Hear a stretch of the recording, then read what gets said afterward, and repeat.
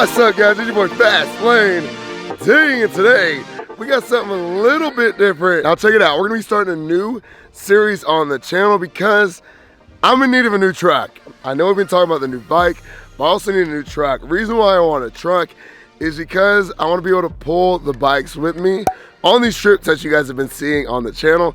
In order to do that, I want to be able to just load them up in the bike and not always necessarily need a trailer. Now, a trailer will come eventually, but we're not at that point yet. Now, some of you know, as of right now, I have a 2009 Toyota Tundra, and I've had absolutely zero, I'm talking zero problems with that thing. Had for 5 years now, and it's been a phenomenal truck.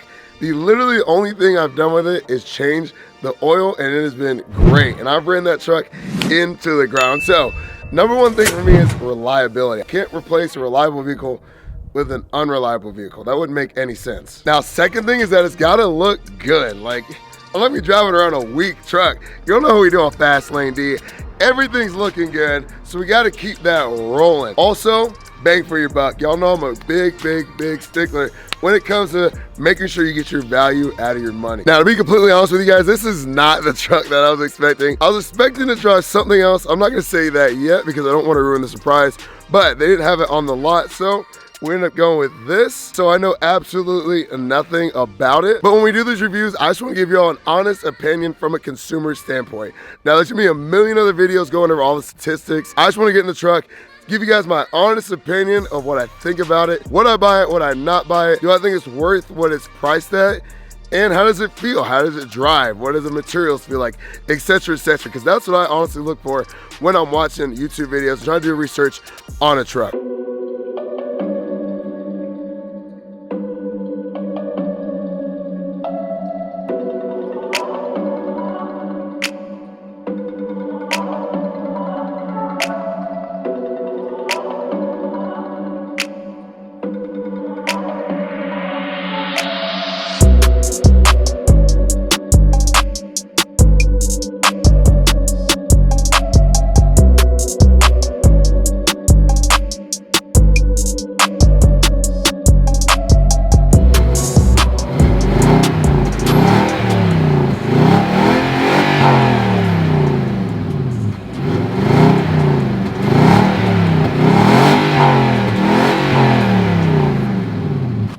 Not bad for stock. Hey, it's a V8. I'll take that because those are dying breeds. So guys, here it is. We got this 2020 Nissan Titan Pro 4X, baby.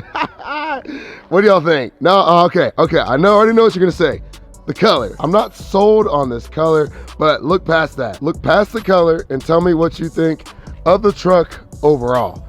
I love the new styling of the headlights. Now, looking at this window sticker, this truck does come down to, let's just say 60K out the door, 59.4. It's got pretty much everything you could want. It's got the convenience package, which is all the leather, heated seats, heated steering wheel. It's got the Pro-4X moonroof package. You got the Pro-4X mud flaps, Pro-4X convenience package. Now, the biggest thing that jumps this price up is the convenience package, which is pretty much $3,400.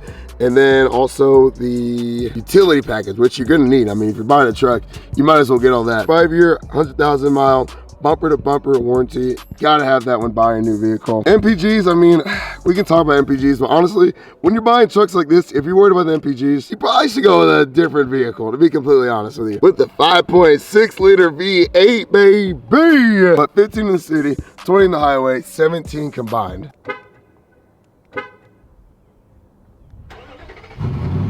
Hey, there we go with no instructions. Tailgate locks too. Woo! That's cool.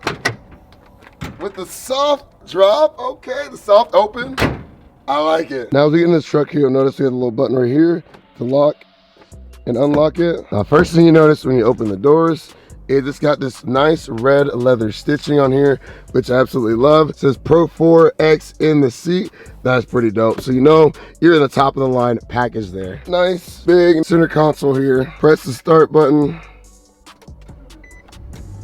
Ooh, seat slides you forwards. Look at the little Titan you get right there. Hey, all your typical steering wheel buttons.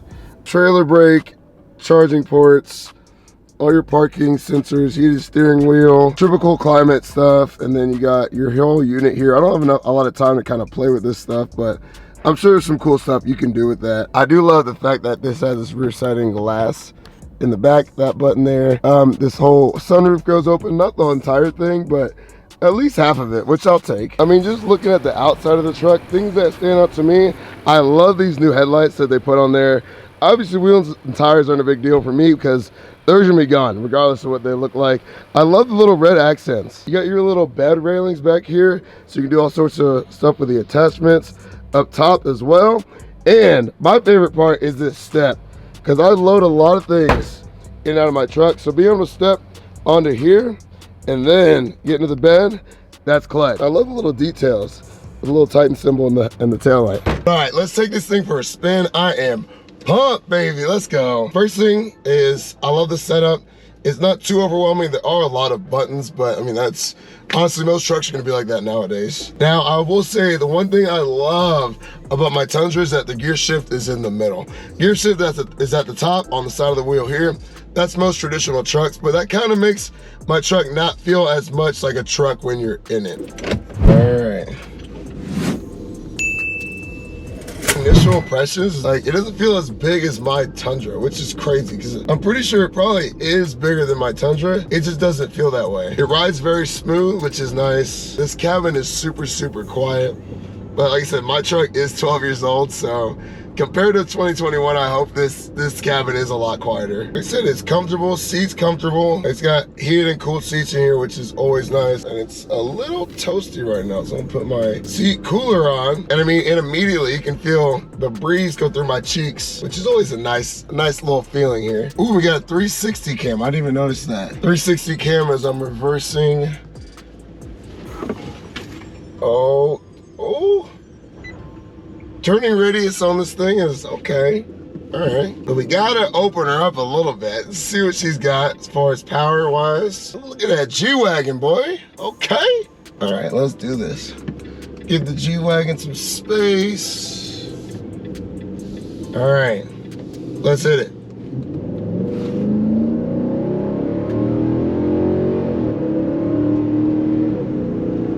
Okay. Okay. All right. I'm not gonna lie, I think my Tundra's got a beat in the power department, that's for sure. But like I said, these aren't drag chucks. That's not what these are made for. It's still got plenty of power for what the average person would need. But yeah, super quiet, steering's pretty responsive, and it's nice. Man, you cannot beat that new car smell. Oh my gosh, I love it.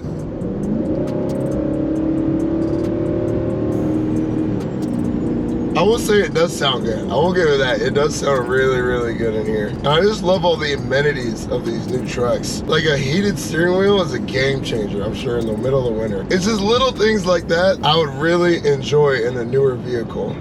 Oh yeah, brakes are great. I don't have all my stuff go flying in here, but the brakes feel good on here. This thing is sweet.